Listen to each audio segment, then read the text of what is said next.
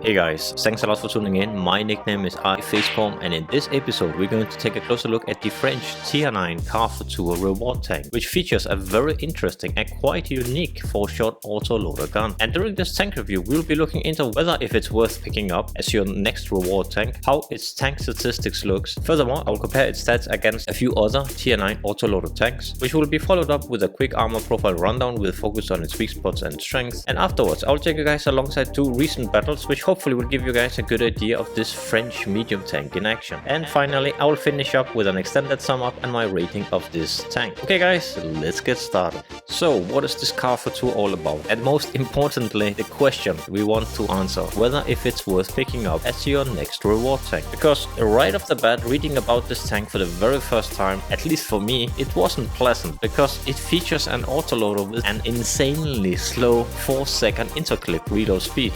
What is that?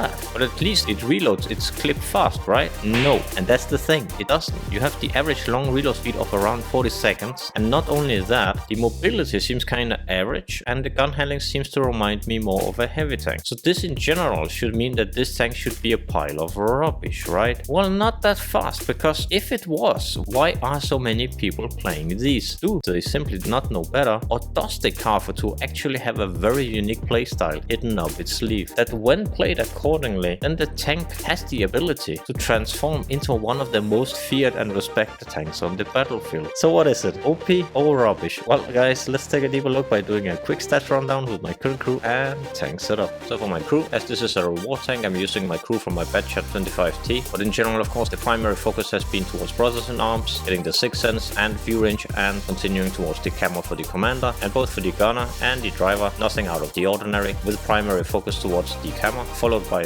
focus on gun handling skills, and for the driver of course again concealment with continuing focus on improving that mobility. For the equipment, I have picked an improved rotation mechanism, binoculars, and a commander's vision system. We will go into more details why I have chosen the following during the rundown. And for the ammunition, this tank comes standard with APCR rounds, which are capable of dealing 390 alpha damage alongside an average penetration of 264, and not only that, check the shield velocity of 1461. This is very impressive guys. And for those moments when 264 penetration is not enough, then you can of course switch to the heat shells, which I have selected 8 of, which are then capable of dealing an impressive average penetration of 330. And yes, the shell velocity takes a hit, but it's not really extreme in my opinion. But of course do keep in mind that I barely ever fire those heat shells, because the APCR shells are really more than enough in most scenarios. And last, I have selected 4 high explosive shells that are capable of dealing average damage 480 with an average penetration of 53. The important part to notice is that the shell velocity is similar to its heat shells. And for consumables, then this Tier 9 reward tank comes standard with a free large repair kit. This part is definitely always nice, especially because you get that 15% extra module repair speed for free. And of course, small first aid kit. And for the last consumable spot, I have chosen to go for the manual fire extinguisher. And because I have chosen not to go for the strong coffee is simply because that the hidden gun handling statistics on the move are not very good. And the primary reason I usually go for strong coffee are primary for those reasons, alongside improving the view range. But as the view range is already quite good as standard, then I don't really see paying 20,000 for strong coffee. Okay guys, so we had an average damage of 390, average penetration of 264, and yes, this tank comes with a 4-shot autoloader that fully reloads in around 38 seconds. Nothing really out of the ordinary. What is really out of the ordinary is that amazingly slow 4-second interclip reload speed. And that's the main part that turned me off from this tank, because there are so many tanks in game where it makes a night and day difference between whether a tank has 2-second interclip reload speed or whether it has 2.5. And I place to clearly see how important the difference is if you compare the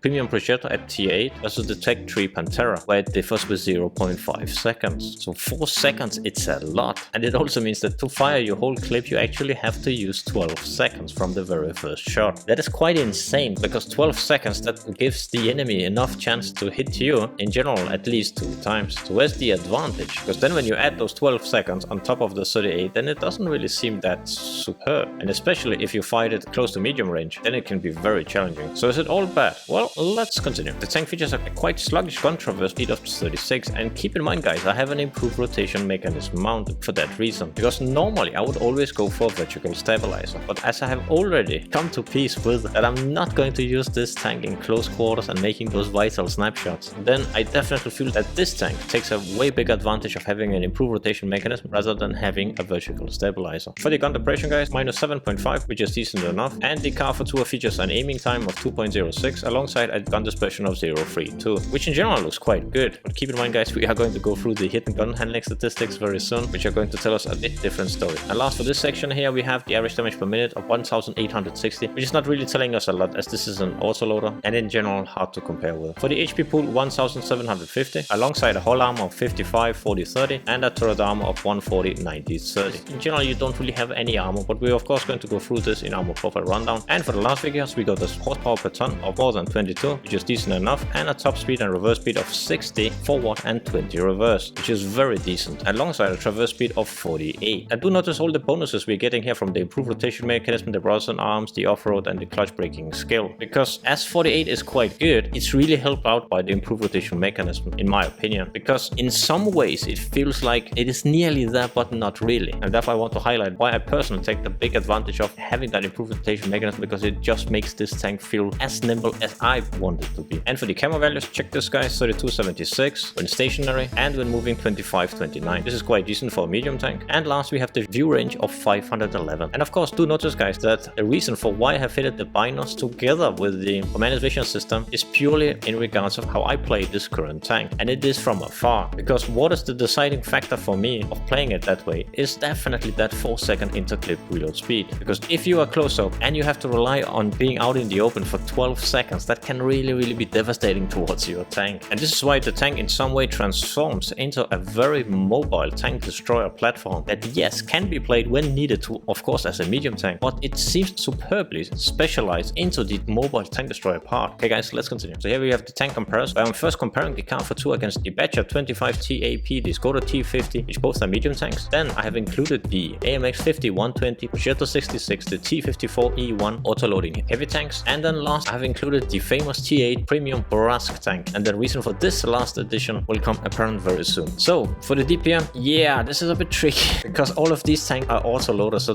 the value here doesn't really say us that much, because for autoloaders in general it's all about that sheer destructive potential damage. But anyhow, the Skoda T50 definitely seems quite supreme here, and our Char Futur is not really that surprising at the bottom of the list, but not by much. And when we take a look at the alpha damage, 390 is very good, and usually you only see this alpha damage on the autoloading heavy tanks, because for a medium tank it's usually around 300, with of course the slight exception of the Bourrasque 360 at T8, which is quite impressive. And when we take a look at the penetration values of 264 for a standard shell guys, that is extremely enjoyable to play with. And we don't even stop here guys, because as we saw guys, for the shell velocity 1461, that is stunning guys. The only tank that comes very close is of course the Skoda T50, but check what in general you should expect, it's around 1000. This means that this tank is fully capable of excelling at long range. And when we have to switch to those premium rounds, let's take a look, there we go. Then of course do notice that the Char Futur, the Skoda T50 and the Progetto 66 uses heat shells, where the Badger 25 TAP, AMX 5120, T54E1 and the Bourrasque uses of course APCR. Then yes, we are taking of course a hit at the shell velocity, but it's really not that bad, because if I'm only dependent on using those heat shells, let's say 10% of the time, then the trade-off between of having that beautiful standard shell velocity on the 264mm penetrating round, it is 100% worth it, at least for me. And as all of these tanks here of course are autoloaders, one of the important part here is potential damage and how fast we can do this. So the clip size of 4 shells is really around the middle and not really saying us a lot, and the potential clip damage of 1560 also seems in some way to place us around the middle, but there is of course a big difference regarding the potential damage, because some of these tanks should be played definitely in a very different way. The Badger 25 TAP of course has the highest clip damage of 1800, but it also means that you have to effectively put in all of those 6 shells, and it can be tricky as the penetration for both the standard and for the premium shells are not really that big, and you have to do it in 13.64 seconds. Because the natural comparison right off the bat would be of course between the Char Futur 4 and the Badger 25 TAP,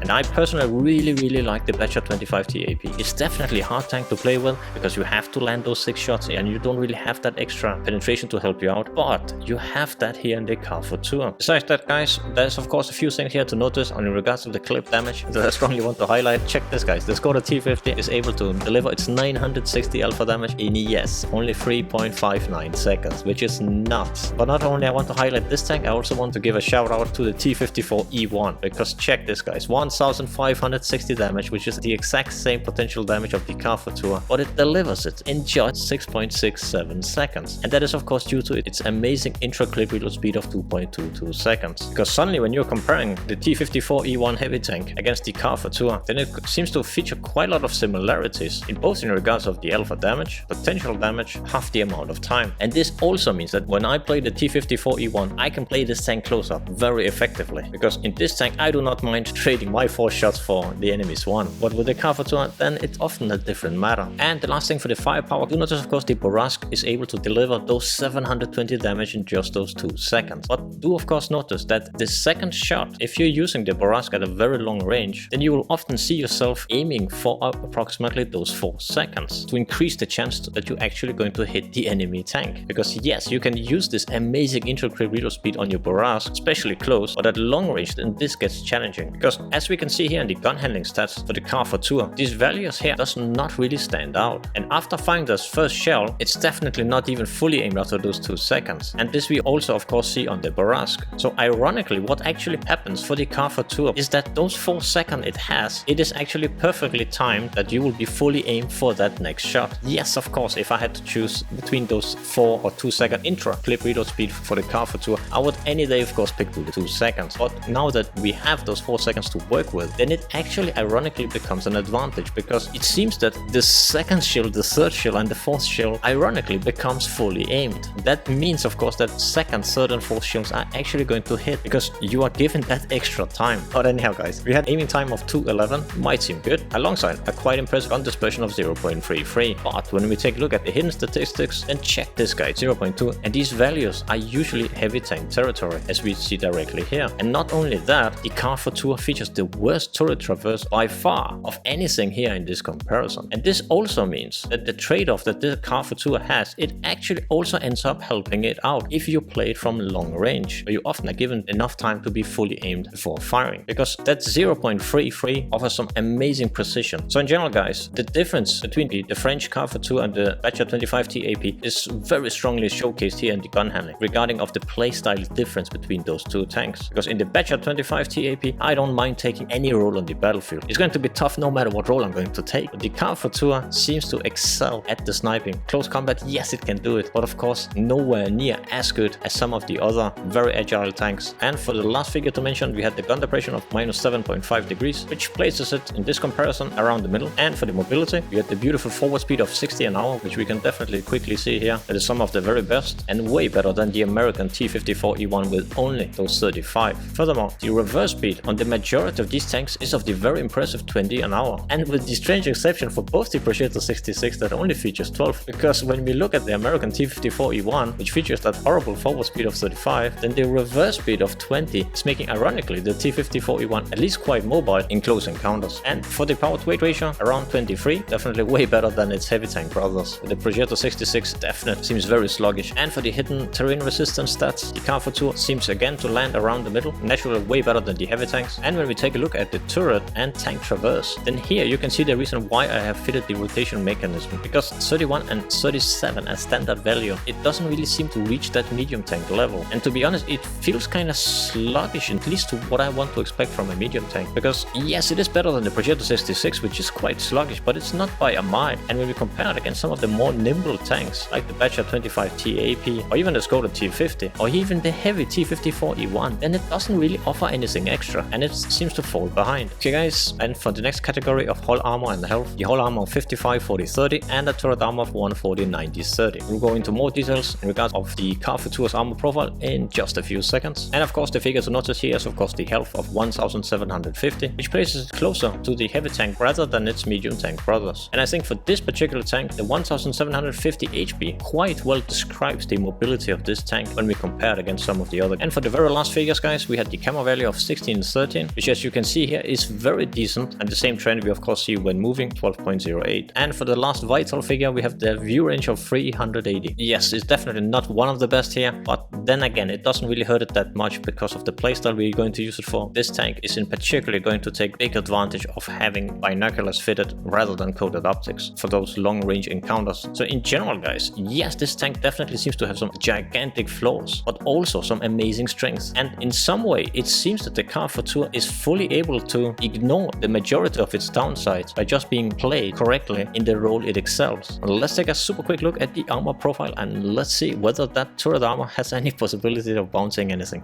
Okay guys, so here we have the armor profile of the Char Futur, and for this analyze we're going to use the 264mm penetrating APCR rounds. And let's see how it looks in the live view. Here we go. And yes, this might surprise some of you, because based on the base armor profile figures that we should see something at the turret. Ironically enough, the upper plate, despite only offering an effective armor of around 146 to 135, is so beautifully angled, guys, because check this. This is just amazing. But of course, the turret armor of its 180, 190, yeah, it's not really enough. Of course, if you're playing against tier 7 tanks, yes, you can be lucky, but in general nothing I would rely on. But if you are tier 7 and you have problems penetrating it even up here, then do notice of course this microscopic spot here that only has around 36mm. And the spot we're talking about, guys, is just right here below this 90mm of plate. And for the last parts of the whole armor, 60mm and 38, so nothing amazing. But what about if we utilize those 7.5 degrees gun depression? Well, let's take a look. And yeah, doesn't really seem to help us a lot, especially for the hull armor. But what actually happens for the turret is that we're actually achieving more than 200mm of effective armor in most spots besides this upper part of 90mm. And this also means that when fighting against those lower tiers, you can actually stand a quite decent chance of bouncing shells from time to time. And if we try to side scrape with this tank, then at least for the upper part of the hull, it looks actually quite decent. And as long as your 40mm of armor is not overmatched, then it looks quite okay. So yeah, this tank can definitely have its moments. And for the side armor, we have around 100mm at the turret and 40mm for the hull, with the exception of an additional 30mm where the track meets. Cannon slash turret has around 30mm, and when we'll take a look at the tank from the rear, 15mm, 30 with the exception of 48 in its left and right side, and 30mm. And you might be wondering, what is this white thing here that is barely visible? Well, take a look here, guys. Check how much spaced armor there is here. And to see it from the visual view, guys, you can see here there's this extra portion added here. In general, this tank doesn't really have any proper armor, and if you counter this tank, definitely do not shoot it right here. Okay guys, let's continue by taking a look at two games. And one thing to highlight is that the very first game is the very first game I actually had in the tank. And also do notice that I was only running with 2 equipment, because for the very first game, what I often do whenever I get a new tank in my garage that is in some way out of the ordinary for what other tanks are, then I often do not fully fit out my tank to just verify the theory behind whether having that rotation mechanism was good enough that it really could play with this tank without the vertical stabilizer. And the second game will of course feature that extra rotation mechanism. Okay guys, let's take a look. Okay guys, so here we are on Sand River. I'm playing my very first game in the Char Futur. And do notice that I do not have yet decided, because this is my very first game, whether I should have a vertical stabilizer or the rotation mechanism. Because I have a very strong feeling that this tank will excel at the long range, but it will take way better advantage, at least for me, having the rotation mechanism rather than the vertical stabilizer. Because the vertical stabilizer, I nearly have it on every single tank I can put it on. But for this particular tank, I have a feeling of that I will take better advantage of having the rotation mechanism. Right off the bat, its mobility here seems very, very nice. Getting into the initial position here at K3.5 or K4 can get a bit challenging, because right off the bat, if the enemy pushes me here, I don't really seem to be able to stand much chance. This happens from time to time. It helps out if we have some tank destroyer or something. Let's see. Okay, definitely the aim time is not the best. It takes some time.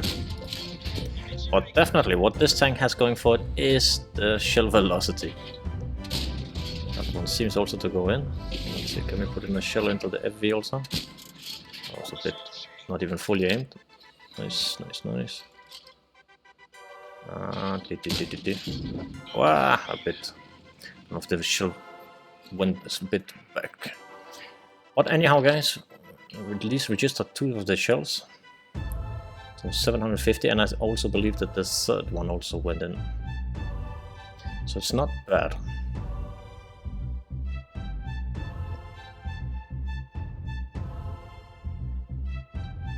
In general, this particular spot is, I think it's extremely powerful, because you can put so many nice beautiful shells into the guys at the G5.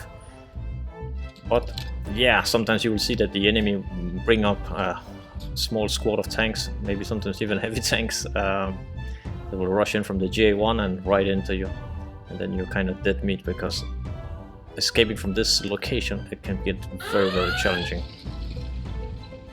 furthermore, you might also have sometimes artists that will simply love to shoot at you if you don't have any targets, other targets on the map. The light tank there, don't see. What do we spot? Okay. They will definitely be ready for me.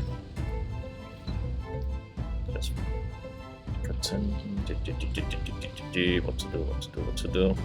Problem is our team is not really pushing, because even if the enemy has some guys at the other location, we just shot the guys at the G5. We can't see them. Let's try to put some pressure on here. See if the light tank ran away. Sometimes they will have those snipers on top of the F hill over there. Oh, hello. Okay, that guy should be no problem finishing off. Beautiful. And we still have 2 in our magazine, looks like. They're actually running out. This guy seems to be running away. Ah! Okay, good indication of the shield velocity. Well, not shield velocity, just intro clip reload speed that we got. Can be a challenge. But I must highlight that the shield velocity of those 1460 plus is extremely enjoyable, guys. That was a bad shot. So as you guys might have seen the E50, the German E50 tank review I made, one of the reasons I simply adore that tank is because of that shield velocity, because that tank can be played also in so many different ways. But what main factor, at least for me, is that you can really land those shots with that mix between that fantastic gun handling, the beautiful hidden gun statistics figures, alongside that shield velocity. It really makes you able to hit those majority of your shots.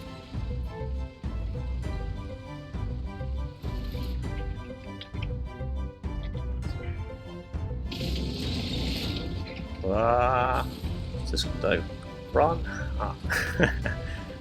Really got some spotting damage on this guy. It's 6-5. It seems we have a nice HP advantage. I don't know about the lighting that's trying to go in our. Just get up slightly to go shoot the guy. Yeah. I was wondering why the guy wasn't shooting at me before, but okay. Let's take him out. As long as the other guys... Okay, the E50 seems to come in and rush us. Come on. Ah, gun elevation! Okay, beautiful. Okay, the Waffenträger definitely realized that we are reloading. Run! Ironically, we're running right into where the enemy is. Okay, this is getting a bit tricky. We have to continue running. Once we are dead. I don't even know if the 703 is going to look at us. Okay, and now repair. And that's actually the nice thing about this repair kit on this reward tank, is that it repairs all of the stuff. Run. Okay, this wasn't the plan, but it seemed like the best best thing to do in that situation. Okay, now we just kind of stuck here, and let's hope for that our team is going to support us in one way or another, because yes, in some way we're easy pickings, but we definitely are going to damage whatever's trying to take us out. Oh, there we got the Bourrasque. What is... Okay, he had a bad shot, I had a bad shot. Okay, come on, I have only... Single 5 both, C5 both, 265 health left. Come on, I have to take him out as soon as possible. One more. I have only one shell left. Okay, this is... oh my god, that was lucky. That was lucky. Sometimes, yeah, it's also my time to be lucky. Okay, I'm just checking the damage board, guys. 3000. Okay, this is like with the 703 also. Okay, now we definitely, our luck will be out. This is... Okay, that looked weird, but... Yeah, I don't know what to do. This is not much. Anyway, guys, 3806 damage, plus I guess we probably also hit one of the hidden shots, and 2000... Wow, nearly 2800 spotting. It's not bad for the very first game. A bit of chaotic in the end, and definitely For the next game, I'm going to fit a rotation mechanism because I really would like that this tank would be a bit more mobile when it turns, and we definitely would take advantage of that extra decrease in the gun dispersion. Just watching the enemy getting destroyed here beautifully. And the best shot, there we go. Okay guys, let's take another game. Okay guys, so here we are on Westfield. I'm playing together with the 12 PAs and Cold Hands, and we are bottom tier. The thing is that with this tank it doesn't really matter that much, at least for me, because yes, I have a beautiful standard shield penetration of those 264, and when I have to use those, well, I can always use those heat shields if that would be the case, but for this particular map I really want to position myself and utilize this tank from long range. And that extra shield velocity, it's stunning. Let's see how this goes. So right now we only have Cold Hands with us. It could get a bit challenging if the enemy decides to put pressure, because 3 of our medium tanks, they're actually semi-mislocated if you ask me. Let's see. Of course, if that extra pressure goes towards the heavy corner and the enemy fails at pushing this flank here and take the advantage here, then we could just end up completely winning this particular game. You can see that 12 PAs is pushing here at the F5, which is quite vital for us. Yeah, because we don't have any light tanks in this. That usually where you would love to see a light tank. That gives us quite a lot of intel. Wow, you can see somebody got an E50 Shellbot supporting him. Come on, come on, come on. Okay, what is that? Okay, that was a bit lucky, that one. For a second. And no! Okay, beautiful, beautiful. 3 out of 4, that's good, that's good. Bit worried I get spotted, so let's see if I can get to this push here. I don't even actually think that the gun elevation would be good enough. That's the ironic thing about these French tanks, because when you look at this special turret design, you might be thinking, yeah, but that you'll be able to have a beautiful gun elevation, but ironically they don't.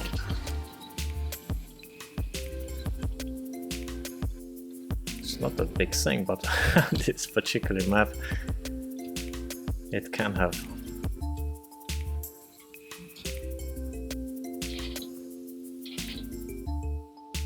So when the game is like a slow pace right now here, the 38 seconds reload speed doesn't do that much. I'm of course noticed that I'm the only guy here, right? So, but we have a beautiful advantage of 8-1, so that might be enough for the enemy not to push. Maybe. What's happening? What's happening? Chaos. Okay, I can't even aim at the Char Futur because, yes, you guessed it, gun elevation is so bad. Okay, I need to run for my life.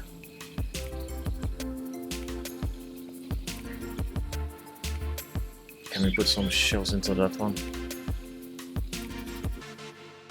Just auto aim this one, can we? Ah, okay, maybe I should. There we go. And beautiful. 1 shell left. Should we? Yeah, let's reload. It's 11-1. I must say this game is very, very fast. Seems our team completely obliterated the enemy team. Luckily for us, there wasn't that gigantic pressure towards us. Okay, no, never mind. Okay, it's good we have beautiful support from far away. Yeah, STB1 is quite good. It's a very good tank, and I don't really feel like taking that guy head on, especially now that I have 2 apparently done. Nice. Because here we can take the advantage of both the spotting. You can just check it, just rain. Then we just had, wow, another extra spotting. Because check this guy, suddenly you have 2500 damage and 2300 spotting. And honestly, it feels like we have done absolutely nothing in this game. Can we put it? Yeah, beautiful. Quick game, guys. Nearly 3k damage and nearly 2.4k spotting. Nice, not bad. So, the Char Futur, what do I think of it? And most importantly, is this reward tank worth picking up? Because yes, the Char Futur is indeed a very interesting tank, and in many ways it feels like a bigger and older brother of the tier 8 Bourrasque that is not as fast and nimble and doesn't fire its shot as rapid, but when focused on its target and taking the vital time to fully aim, then it really seems to offer a surprisingly enjoyable and deadly gameplay without the need and requirement of having a super unicorn behind the wheel. Yes, the tier 9 Tech 3 Batchat 25T AP has a lot of similarities, but then again not really, because the Batchat requires, in my opinion, way more from you as a tank commander and is a much harder tank to play reliably good with, as your average shell penetration and shell velocity can often become quite challenging. In some way, the Char Futur feels like it's built foolproof. And what do I mean by that? Well, if we look at the tier 8 Bourrasque with its amazing 2-second interclick reload speed, the second shot, if fired instantly, is usually only successful at mid to close range. And when you are forced to snipe or to shoot from a long distance, then you most often face an internal struggle between yourself whether you should fire before fully aimed. Well, knowing that if you just wait just those extra 2 seconds, then you might actually hit something. And this is here where the Char Futur's horrible interclip reload speed actually ends up giving it a surprising advantage, because it ends up forcing you to be fully aimed before taking your next shot, and this ironically helps out by taking the exact time needed to be able to place that next shot and next shot and next shot. So how many facepalms would I give this French tier 9 Char Futur reward medium tank? Well, it receives 5 facepalms. What I really like about the Char Futur is that it has managed to perfect the merge of a fast medium tank with a multi-clip tank destroyer, and the way it has done it is ironically and to my surprise quite enjoyable, as it only seems to fire that next shot when fully aimed. The standard shell velocity of 1461 together with a staggering standard 264mm of penetrating rounds makes you rarely want to switch to those premium shells, and when you have to do so, then the 330mm penetrating heat shells should hopefully be more than enough for whatever you encounter. The Char Futur is definitely not to be played as an ordinary medium tank, because both the gun handling and DPM speaks very strongly against this, but as a long-range mobile sniper which carries around a devastating damage potential of 1560, then I can only say that this tank has definitely surprised me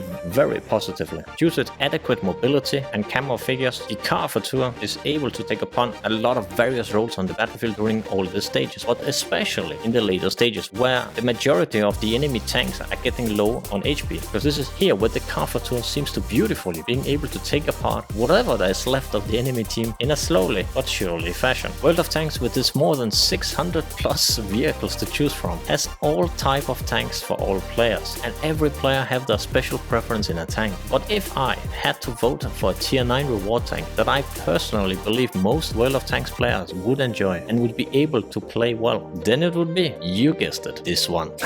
Okay guys, so let's finish up. I hope that this tank review was helpful towards your decision on whether you should pick up the Char Futur reward tank next time you have the chance. And thanks a lot for watching guys, this was my tank review number 39. I hope you enjoyed it, and let me know what you think of the Char Futur reward tank in the comments below. Did you pick one up, and what is your opinion of this tank? And as always, if you like to see more crazy content from my side, feel free to leave a like or even subscribe. It's a big thumbs up for me and I appreciate it a lot. Cheers guys, take care and see you next time.